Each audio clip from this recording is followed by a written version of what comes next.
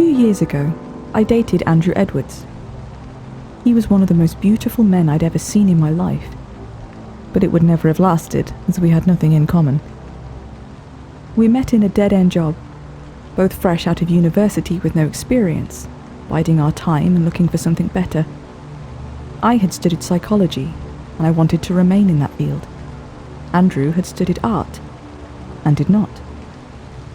At first I had assumed that this was due to the unreliability and competitiveness of the industry, but this was not the case. His reason was revealed the first time I visited his house. Incredible paintings covered the walls, all his creations. I could not begin to understand why he wouldn't want to pursue a career in this when he was clearly so talented, and I told him so. "There's no point," he replied with a little shrug. "I've already peaked." I laughed, incredulous. "I find that hard to believe," I said. In response, he took my hand and led me into a little study where, above the desk, was another painting. He pointed at it. "See for yourself." I looked up, and my breath caught in my throat. It was a self-portrait, so perfect that it might have been a photograph. Only up close could I make out tiny brushstrokes. The detail was so precise that it looked as if the cloth would be soft to the touch and the skin supple. I could make out the tiny hairs on his arms, the light in his eyes. "Good Lord," I breathed. "See? Told you," said Andrew, leaning back against the wall and gazing up at his masterpiece. "I'll never top it, and I wouldn't even try." His face tightened. "What would be the point anyway? I'm 21 in that picture, and I'll never be that perfect again."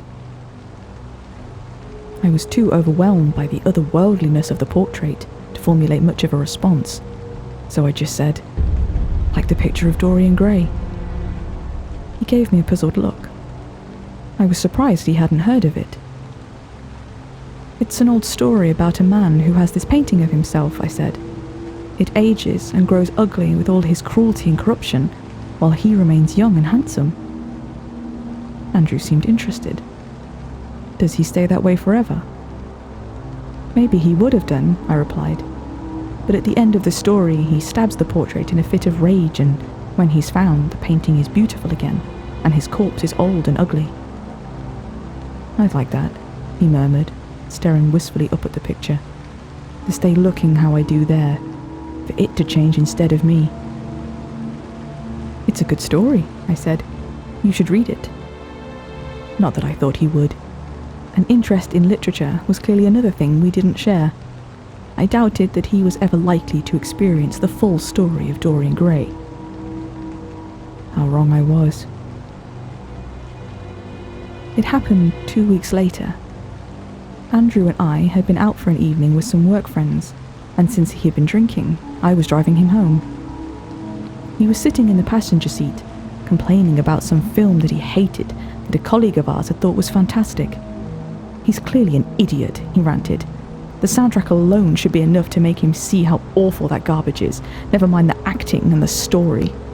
He began patting his pockets. "Where's my phone? I want to text him to let him know what an idiot he is." I rolled my eyes. "You threw it into the back seat," I said, "which is just as well.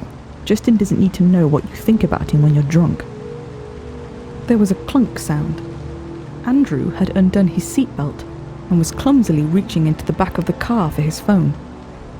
"Put that back on," I snapped. "It's dangerous along here." We were travelling down an unlit road with woods on either side. Long shadows consumed the weak glow of the headlights, and the visibility was almost non-existent. "Oh, it's fine," he answered. "It's only for a second." He turned back round to the front, prize in hand, and reached for the belt. "See? No prob..." He got no further. A deer burst out of the undergrowth, dashing in front of the car. I screamed and swerved, slamming on the brakes, and kept on screaming as I saw the trunk of a tree loom up with awful speed in front of us. I don't remember much of the following few seconds beyond the noise of shattering glass and the crunch of metal. After that, there was confusion as I tried to work out what had enveloped me, eventually grasping that it was the airbag. With shaking hands, I pushed it out of my face. "Andrew?" I tried to call out to him, but it emerged as a whisper. He wasn't in the seat next to me, and in the darkness, I could make out a jagged hole in the windscreen in front of his seat. I released myself from my belt and opened the door.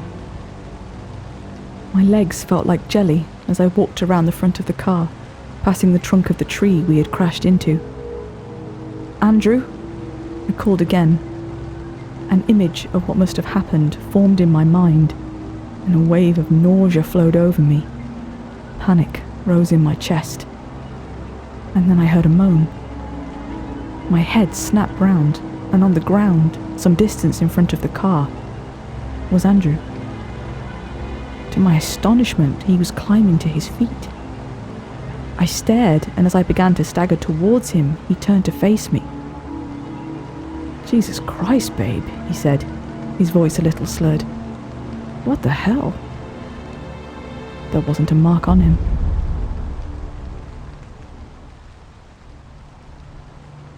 We were both discharged from hospital the next day. My seatbelt and airbag had done what they should, and I was left with only bruises and a few friction burns.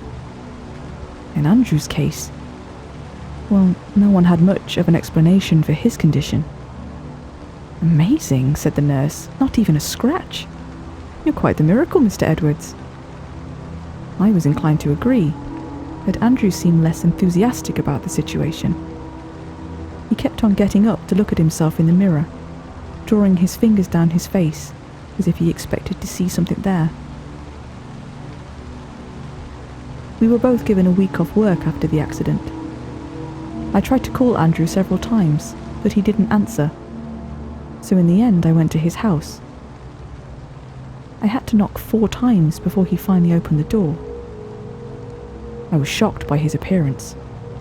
He was a man who had always looked after himself, and I had never seen him so unkempt. He was unshaven with messy hair, and he was deathly pale, as if he hadn't slept in days. I swore and stepped forward with determination, forcing him to let me in. "Andrew, you look awful. Why didn't you answer when I called?" He moved away from me, pulling his arms from my hands. I haven't felt like seeing anyone. There was something off about the room, but I was too distracted by his state to pay much attention. I didn't attempt to take his hands again, but said, "Babe, you've had a traumatic experience. Just because you're not physically hurt doesn't mean you're okay." My heart was pounding as I continued. "It's really not a good idea to isolate yourself like this. You don't have to talk to me if you don't want to, but you need to talk to somebody." He nodded his head and sat down on the sofa, pressing his face into his hands. I looked at him sadly for a moment, and then finally noticed what was different about the room. All of the paintings were gone. "Oh," I exclaimed, "you've taken your pictures down." Yeah," he murmured. "I wanted to change." "Not the portrait too," I said, almost outraged, and walked quickly over to the study. It was gone. I turned to ask him where he had taken it, but was alarmed to find that he was standing close behind me, with a strange look on his face. Before I could say anything, he said, "I threw it out." I was heartbroken. We went back into the lounge, and I wanted to stay a little longer, but it was clear that he didn't want me there. I knew it wasn't personal, that this was just how he was dealing with his trauma, and not a reflection on me. But I felt sad anyway. "Can I use your bathroom before I go?" I asked, knowing that I was dragging this out. He nodded, and I left him there, trudging upstairs, feeling like this might be the last time I was here. I washed my hands and looked at myself in the mirror. I told my reflection to pull herself together, and I was just about to go back downstairs when I found myself standing in front of his bedroom door. I hesitated for a moment, and then opened it, flicking on the light. The portrait of Andrew was propped up against the far wall. but it was not as it had previously been. He had painted over it. Gone was the pristine, beautiful face from before, and in its place was a broken, bloody mess. Deep, ragged wounds split it almost in half, and the eyes, flat and colourless, rolled up into a head that caved in on one side. Its mouth was hanging open, tongue lolling. The visible skin was a yellowish white. It was grotesque. I heard a step behind me and turned to face Andrew. "What did you do?" I cried, horrified. He was staring at me with a look of terror burning in his eyes. "It's how I'm supposed to look," he gasped. "That is what I'm supposed to be." I grabbed his hands, then pulled him into a hug. "Andrew, you have to speak to a doctor about this. You have to." For a moment, he stood there, and then he suddenly pushed me away as he spoke. "You don't understand. No one will understand." He moved to the side, and his body language was clear. He wanted me to leave. I was crying, and I felt sick to my stomach, but I knew that he wouldn't listen to me, so I left. We were both due back into work the following Monday. I wasn't surprised when Andrew didn't show up. His manager tried to get hold of him, followed by HR, but with no success. I tried to call him too, but he didn't answer. I was worried, and eventually I even called the police to have them check on him. They informed me that they'd spoken to him, and although he looked like he needed a good week's sleep, they were not unduly concerned. Fucking bullshit. I forced myself to wait for another week before I returned to his house. I'd had visions in my head of shoving past him when he opened the door, or even having to break in. But upon arriving, I tried the door handle and found it unlocked. This was another sign that he was not in his right mind. Andrew had always been fastidious about security. It was night time, but there were no lights on downstairs. I called out his name as I walked inside, but there was no response. I looked in the kitchen and the study and found them empty, so I climbed the stairs. Even before I got to the top, I could see that the bedroom light was on and the door slightly ajar. I paused outside, momentarily held by some strange sense of foreboding, and then went in. Andrew was on the bed, facing away from me. He was sitting naked with his legs drawn up and his arms wrapped tightly around his body. He was staring at the portrait. I felt bile rush into my throat, and for a moment I was afraid that I might faint. Andrew had changed the painting again. The face was unrecognisably bloated. The eyes bulged grotesquely from their sockets, and a black, swollen tongue sagged out from the gaping mouth like a slug. I could see bone exposed underneath, where the jagged wounds had stretched. The remaining skin was a mix of yellow and black, splitting open in places and sloughing off in others, putrefying. It was the most hideous thing I'd ever seen. I ran to him. "Andrew!" I reached out and touched him on the shoulder, wanting him to look at me. When he did, I suddenly wished that he hadn't. I'd never seen an expression like it. So terrified, so utterly haunted. "What have you done, Andrew?" I almost whispered it. "What are you doing?" He stared at me with mad eyes. I didn't do it. His voice was unlike anything I'd ever heard before. It sounded hollow and broken. "I wanted the picture to change instead of me," he said, "but I didn't want this." He looked back at it. "That's me. That's how I should be. I wasn't supposed to survive the accident. I should be dead.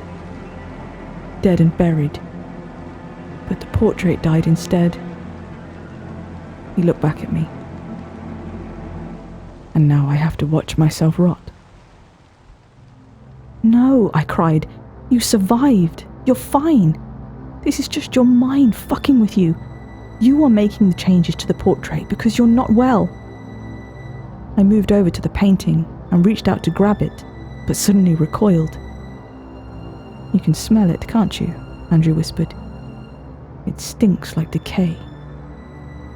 I looked back at him in bewilderment. Had he done this? He was shivering, hugging himself. He seemed capable of any kind of madness. I had to call an ambulance. He clearly couldn't be left on his own.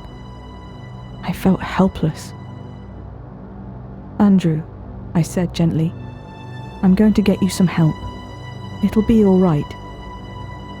For a moment, he just sat there, rocking back and forth. Then he looked directly at me. No, he said. No, it won't. And then he leapt to his feet, lunging over to the painting. He struck it as hard as he could, his fingers ripping through the canvas, tearing at it, his movements violent, but his face oddly calm. He stood with his back to me for a second, and then turned with a smile on his face, the torn portrait in his hand. I watched as his face split open, as his eyes burst from his head, and his skin turned black and started to pour off his bones. And I screamed and screamed and screamed.